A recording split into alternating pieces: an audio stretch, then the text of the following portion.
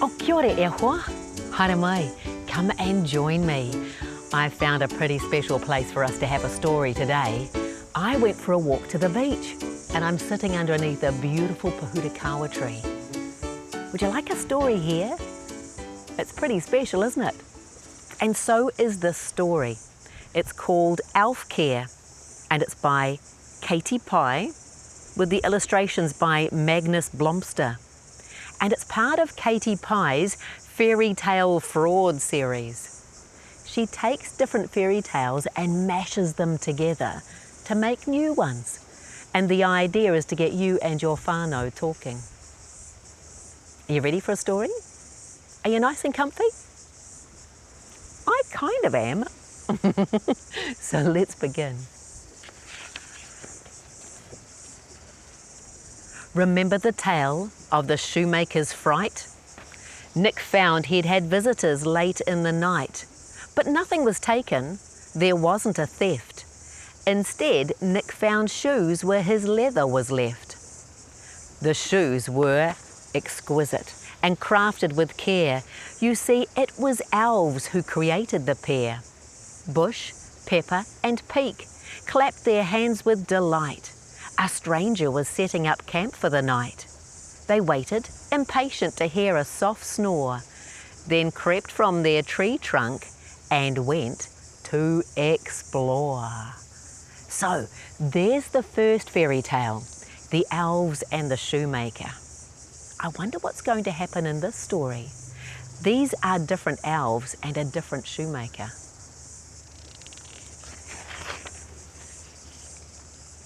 They poked and they prodded. He's making a shoe. Peak picked up some leather. Well, let's make one too. Let's do that, Bush urged them. How hard can it be? They picked up Nick's tools and began eagerly. But they grunted and griped, and they gasped and they groaned. They stomped and they stormed and they moped and they moaned. Nick woke up in fright to a frustrated shout.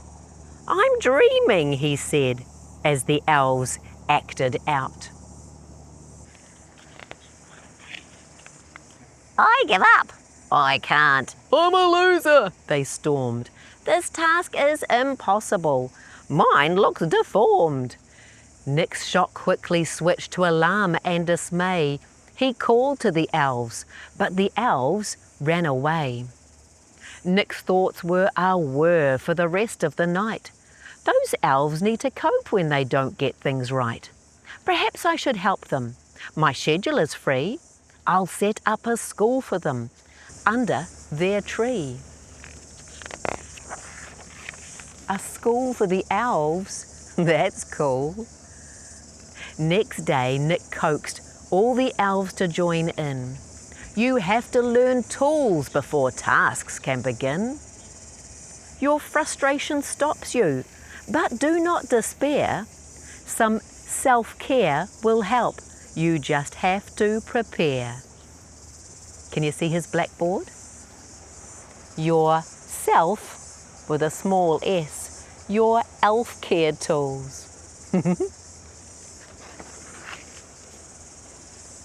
When Bush hit his thumb, he walked off, then returned. Peak settled himself with deep breathing he'd learned. And Pepper kept chanting, I'll try, come what may. They each found success in their very own way.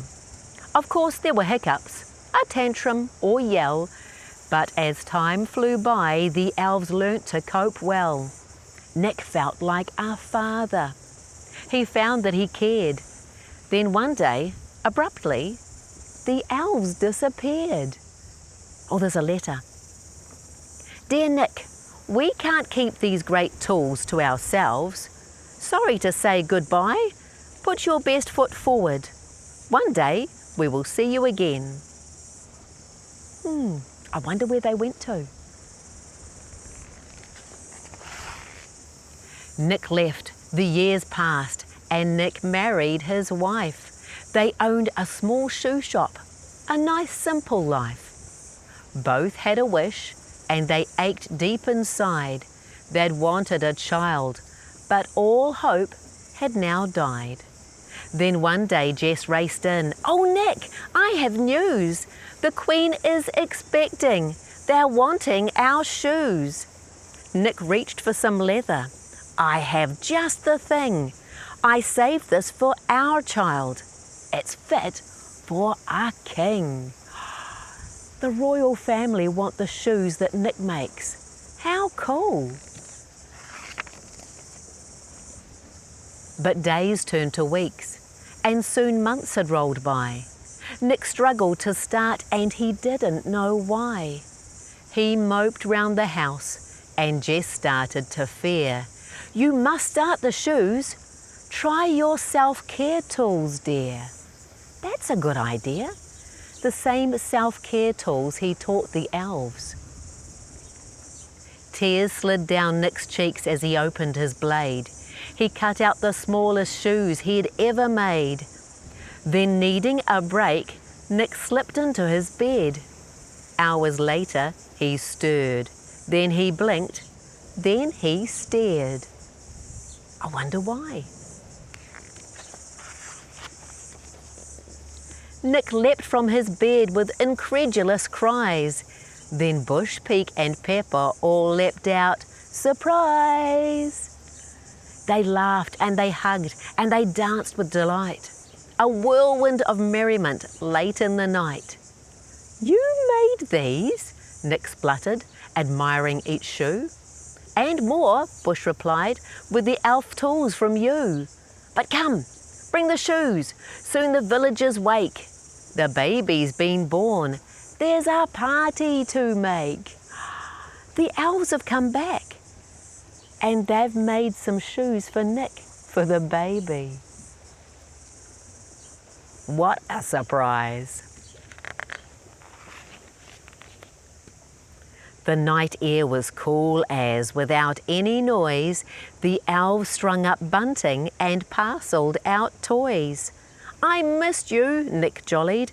"There's so much to say. But first up, I must give my present away." They're setting up the bunting while Nick goes to the palace. Nick strode to the palace and stood with a frown. He gave a small smile and he laid the shoes down. Light flashed, the elves whooped, and they cried, "Grab a hand!" The scene disappeared and then changed to Lapland. Lapland? Isn't that where... The elves were all cheering, but more than just three. Nick squeezed Jess's hand. There was so much to see. "They wanted to meet you," Bush beamed, "and to say they love your elf care tools and want you to stay." "You want us to stay?" Nick called out to more cheers. His eyes pricked with tears from the long childless years. "We do," Bush replied, "and there's more. You might guess?" "We can," Nick and Jess said, and both burst out, "Yes! Look at all those elves in the middle of snowy Lapland." Can you think of another story? A special story that happens once a year?